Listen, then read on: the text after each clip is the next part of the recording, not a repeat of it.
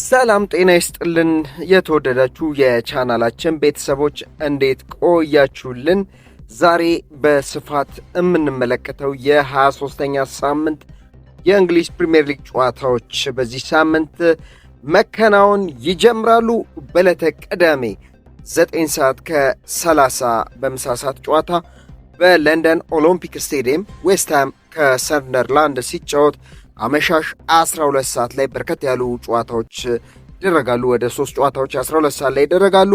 እነዚህም ጨዋታዎች በተርፍ ሙር በርንሌ ከቶተንሃም ሆትስፐር፣ በለንደን ክራቫን ኮቴጅ ፉልሃም ከብራይተን፣ በሞሊኒው ስቴዲየም ወልቭስ ከማንቸስተር ሲቲ የሚደረጉ ጨዋታዎች በተመሳሳይ 12 ሰዓት አመሻሽ ላይ ጅማሯቸውን ያደርጋሉ። በዕለተ ቅዳሜ ምሽት 2 ሰዓት ከ30 በቫይታሊቲ ስቴዲየም በርንማውዝን ከሊቨርፑል የሚያገናኘው ጨዋታ ሲሆን በዕለተ እሁድ በርከት ያሉ ጨዋታዎች ይደረጋሉ። አመሻሽ 11 ሰዓት ላይ ብሬንትፎርድ ከኖቲንጋም ፎረስት የሚያደርጉት ጨዋታ አለ። በተመሳሳይ 11 ሰዓት በሰለረስት ፓርክ ክሪስታል ፓላስ ከቼልሲ የሚያደርጉት ጨዋታ በሰለረስት ፓርክ ስቴዲየም ይደረጋል። በሴንት ጄምስ ፓርክ ስቴዲየም ኒውካስትል ከአስቶን ቪላ ይጫወታሉ። በዕለተ እሁድ የሳምንቱ ታላቅ ጨዋታ ምሽት 1 ሰዓት ከ30 በኤምሬት ለንደን ኤምሬት ስቴዲየም ላይ አርሰናል ከማንቸስተር ዩናይትድ የሚጫወቱ ይሆናል። የፕሪሚየር ሊጉ የመጨረሻ ጨዋታ በዕለተ ሰኞ ምሽት 5 ሰዓት ላይ በዲክሰን ስቴዲየም ኤቨርተን ከሊድስ ዩናይትድ ይጫወታሉ። አሁን የታላላቅ ክለቦችን ጨዋታ በዝርዝር እንመለከታለን። በታላላቅ ክለቦች ውስጥ ያሉትን የጉዳት ዝርዝር፣ የእርስ በርስ ግንኙነታቸውን እናነሳለን። አብራችሁን ቆዩ። ቻናላችንን ሰብስክራይብ በማድረግ ሀሳብ አስተያየታችሁን በኮመንት ሴክሽን ላይ ያስቀምጡልን። የተሻለ እንድንሰራ የእናንተ ሀሳብና እይታ ምክር ያስፈልገናል።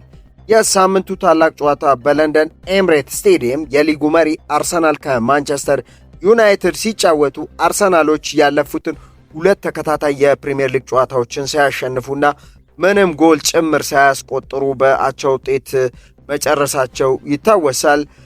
እዚህ ጨዋታ ላይ ትልቁን ትኩረት የሚስብ ጉዳይ ሲሆን በአንጻሩ ማንቸስተር ዩናይትዶች በአዲሱ አሰልጣኛቸው የቀድሞ ተጫዋቻቸው ማይክል ካሪክ እየተመሩ በመጀመሪያ ጨዋታ በ22ኛ ሳምንት በማንቸስተር ደርቢ ማንቸስተር ሲቲን ከጨዋታ ብልጫ ጋር 2-0 ማሸነፋቸው እና በጥሩ መነቃቃት ላይ መሆናቸው ይህ ጨዋታ በትልቅ ጉጉት እንዲጠበቅ ያደርገዋል።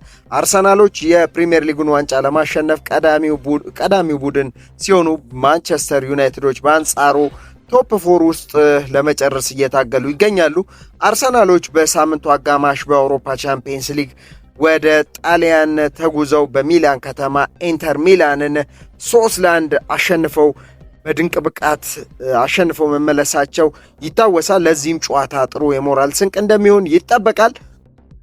ማንቸስተር ዩናይትድ እና አርሰናል የመጨረሻ 5 የእርስ በርስ ግንኙነታቸውን ስንመለከት አርሰናሎች 3ቱን ሲያሸንፉ ማንቸስተር ዩናይትዶች በኤፍኤ ካፕ ጨዋታ አንዱን በመለያ ምት አሸንፈው ቀሪ 1 ጨዋታ ባቻ ውጤት አጠናቋል። ይህን ጨዋታ በመሃል ዳኝነት የሚመሩት ክሬግ ፖሰን ይሆናሉ።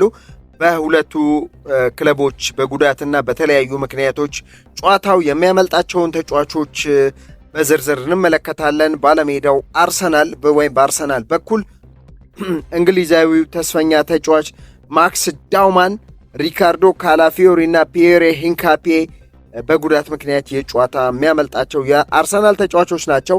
በማንቸስተር ዩናይትድ በኩል ማቲያስ ደሊክት በጨዋታው ላይ እንደማይኖር የተረጋገጠ ተጫዋች ነው። ሌላኛው ኔዘርላንዳዊ ጆሹዋ ዚርክዚ አጠራጣሪ ሁኔታ ውስጥ ያለ ተጫዋች ነው። የመሰለፍ ዕድሉ 50-50 ነው። ማንቸስተር ዩናይትዶች ባለፉት 9 ዓመታት ከ2017 በኋላ ወደ ኤምሬት ስቴዲየም ተጉዘው ጨዋታዎችን ምንም ጨዋታ ማሸነፍ አልቻሉም። አርሰናሎች ይህን ጨዋታ በሜዳቸው ማድረጋቸው ከፍተኛውን የማሸነፍ ግምት ተሰጥቷቸዋል። አርሰናሎች ፕሪሚየር ሊጉን በ50 ነጥብ አንደኛ ደረጃ ላይ ተቀምጠው ከተከታዮቻቸው አስቶን ቪላና ማንቸስተር ሲቲ በ7 ነጥብ ርቀው እየመሩ ይገኛሉ።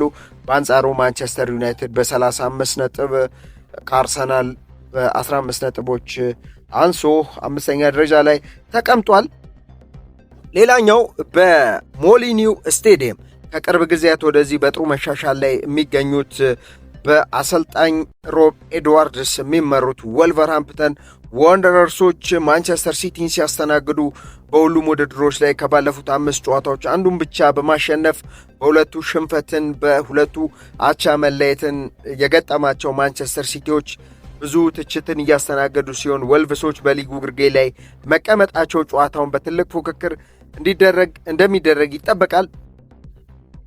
በዚህ የዝውውር መስኮት አንቶኒ ሰመኒዮን ከበርንማውዝ፣ ማርክ ጉዊን ከክሪስታል ፓላስ ያዘዋወሩት ፔፕ ጋርዲዮላ ቡድናቸውን ለማጠናከር እየተጉ ይገኛሉ። ከሊጉ መሪ አርሰናል ጋር ያላቸውን የነጥብ ልዩነት ወደ 7 መስፋቱ ከወዲሁ ከዋንጫ ፉክክሩ እያራቃቸው ይገኛል። ሁለቱ ክለቦች የመጨረሻ 5 የእርስ በርስ ግንኙነታቸውን ስንመለከት ማንቸስተር ሲቲ 4ቱን ሲያሸንፍ ወልቭሶች በአንዱ ማሸነፍ ችለዋል። ይህን ጨዋታ በመሃል ዳኝነት የሚመሩት ሃላም ይሆናሉ። በማንቸስተር ሲቲ በኩል በጉዳትና በተለያዩ ሁኔታዎች ጨዋታው የሚያልፋቸውን ተጫዋቾች ስንመለከት ፖርቱጋላዊ የኋላ መስመር ደጀን ሩበን ዲያዝ፣ ክሮሻዊ ተከላካይ ጆስኮ ግቫርዲዮል፣ እንግሊዛዊ ጆን ስቶንስ፣ ኖርዌይ ኦስካር ቦብ፣ ብራዚላዊ ሳቪኒዮ እና ሌላኛው ክሮሻዊ ማቴዮ ኮቫሲች በጨዋታው ላይ በጉዳት ምክንያት የማይሰለፉ ተጫዋቾች ናቸው። ማንቸስተር ሲቲ ይህን ጨዋታ ከፍተኛ የማሸነፍ ግምት አግኝተዋል። በአለሜዳዎቹ ወልቭሶች ግን ከባለፉት ጨዋታዎች ወደዚህ በጥሩ መነቃቃት ላይ ያሉ ቢሆንም አሁንም የመጨረሻ ደረጃ ላይ በ8 ነጥብ 20ኛ ደረጃ ላይ ተቀምጧል። ሌላኛው በቫይታሊቲ ስቴዲየም የአንዶኒ ኢራዮላው በርንማውዝ ከሊቨርፑል ጋር የሚያደርጉት ጨዋታ ሲሆን ሊቨርፑሎች በዚህ ውድድር ዓመት ላይ ለዋንጫ በትልቁ ተጠብቀው የነበረ ሲሆን በተቃራኒው አቅጣጫ እየተጓዙ የሚገኝ በመሆኑ ቶፕ 4 ውስጥ ገብቶ ለማጠናቀቅ ከበርካታ ክለቦች ጋር ፉክክር ውስጥ ገብተዋል። አንገት ለአንገትም ተናንቀው ይገኛሉ። ቦርንማውዞችም በክረምቱ በዚህ የዝውውር መስኮትና ዋነኛና ወሳኝ ተጫዋቾቻቸውን አንቶኒዮ ሰመኒዮ፣ ዳን ሂውሰን፣ ሜሎስ ኪርኪዝ፣ ኬፓ አሪዛባላና ኢቫን ዛበርኒን የመሳሰሉ ተጫዋቾች በመልቀቁ ምክንያት ላለመውረድ በእጅጉን እየታገለ ይገኛል። ሁለቱ ክለቦች የመጨረሻ 5 የእርስ በርስ ግንኙነታቸውን ስንመለከት ሊቨርፑሎች 5ቱንም በማሸነፍ የበላይነትን ይዘዋል። ይህን ጨዋታ በመሃል ዳኝነት የሚመሩት ማይክል ሳልስበሪ ይሆናሉ። በሊቨርፑል በኩል በጉዳት ምክንያትና በሌሎች ሁኔታዎች ጨዋታው ላይ የማይኖሩ ተጫዋቾቹን ስንመለከት እንግሊዛዊ ኮነር ብራድሊ፣ ዲየጎ ሊዮኒና አሌክዛንደር ይሳቅ፣ ኢብራሂም ኮናቴ ጉዳትም አለበት። የወላጅ አባቱ በትናንትናው ዕለት ማለፋቸውን ተከትሎ ይህ ጨዋታ ጉዳት ላይም ከመሆኑ አንጻር ጨዋታው የሚያመልጣቸው ተጫዋቾች ናቸው።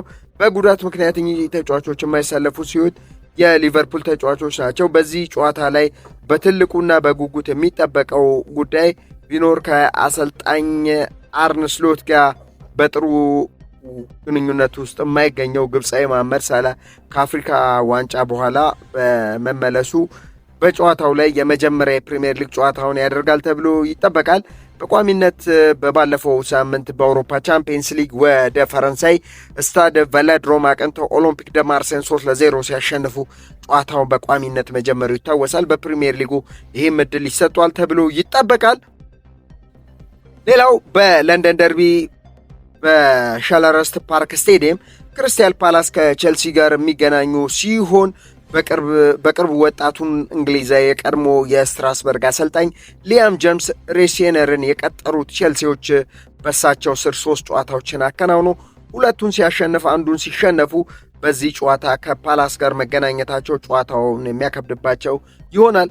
በአንጻሩ የወትሮ ብቃታቸው ላይ የሚያገኙት ፓላሶች በእንቅርት ላይ ዶሮ ደግፍ እንዲሉት ወሳኝና የኋላ ደጀናቸውን በማንቸስተር ሲቲ መነጠቃቸው፣ ማርክ ጉዊን ማጣታቸው ለአሰልጣኝ ኦሊቨር ግላስነርና ለፓላስ ከፊታቸው ከባድ ጊዜ እንዳለ ማሳያ ነው። አሰልጣኙም እኛ በሊጉ ከቆየን ተአምርና የሚገርም አጋጣሚ ነው ብለው በመናገራቸው ከክለቡ አመራሮች ጋር ብዙ ዝግብ ውስጥ እንዳስገባቸው ይታወቃል። ምናልባት ኦስትሪያ አሰልጣኝ ኦሊቨር ግላስነር ከፓላስ ጋር በዚህ ውድድር ዓመት መጨረሻ ላይ ኮንትራታቸው የሚጠናቀቅ ሲሆን ከወዲሁ ሊያሰናብቷቸው እንደሚችል እየተጠበቀ ነው። ሁለቱ ክለቦች ባደረጉት 5 የመጨረሻ የእርስ በርስ ግንኙነታቸው ቼልሲዎች 2ቱን በማሸነፍ በ3ቱ አቻ ተለያይተዋል። ይህን ጨዋታ በመሃል ዳኝነት የሚመሩት ዳረን ኢንግላንድ ይሆናሉ። በቸልሲ በኩል በጉዳትና በተለያዩ ምክንያቶች ጨዋታው የሚያመልጣቸው ተጫዋቾችን ስንመለከት ቤልጂየማዊ ሮሚ ላቪያ፣ ቶሲን አዳራባዮ፣ ላይቪ ኮሎዊል፣ ማሎ ጉስቶ እና ጂሚ ባይኖ ጌተንስ በጉዳት ምክንያት ጨዋታው የሚያመልጣቸው ተጫዋቾች ይሆናሉ። የሊጉን የደረጃ ሰንጠረዥ ስንመለከት አርሰናል አናት ላይ ተቀምጦ እየመራ ይገኛል። በ50 ነጥቦች አርሰናል መሪ ነው። ማንቸስተር ሲቲ በ7 ነጥብ ዝቅ ብሎ ከአስቶን ቪላ በጎል ክፍያ በመሻል በ43 ነጥብ ሁለተኛ ደረጃ ላይ ተቀምጧል። አስቶን ቪላ በተመሳሳይ 43 ነጥብ በማንቸስተር ሲቲ በግብ ክፍያ ተበልጦ ከአርሰናል በ7 ነጥቦች አንሶ ሶስተኛ ደረጃ ላይ ተቀምጧል። ሊቨርፑል በ36 ነጥብ አራተኛ ደረጃ ላይ ሲቀመጥ፣ ማንቸስተር ዩናይትድ በ35 ነጥብ አምስተኛ ደረጃ ላይ፣ ቸልሲ በ34 ነጥብ ስድስተኛ ደረጃ ላይ ሲቀመጥ፣ በወራጅ ቀጠና ላይ 18ኛ ደረጃ ላይ የሚገኘው የለንደኑ ክለብ ዌስትሃም ዩናይትድ በ17 ነጥብ 18ኛ ደረጃ ላይ ተቀምጧል። ሌላኛው በ19ኛ ደረጃ ላይ የተቀመጠው በርንሌ ነው። በ14 ነጥብ 19ኛ ላይ ሲቀመጥ 20ኛ ደረጃ ላይ የተቀመጠው ወልቨርሃምፕተን ወንደረርስ በ8 ነጥብ ግርጌ ላይ የተቀመጡ ክለቦች ናቸው።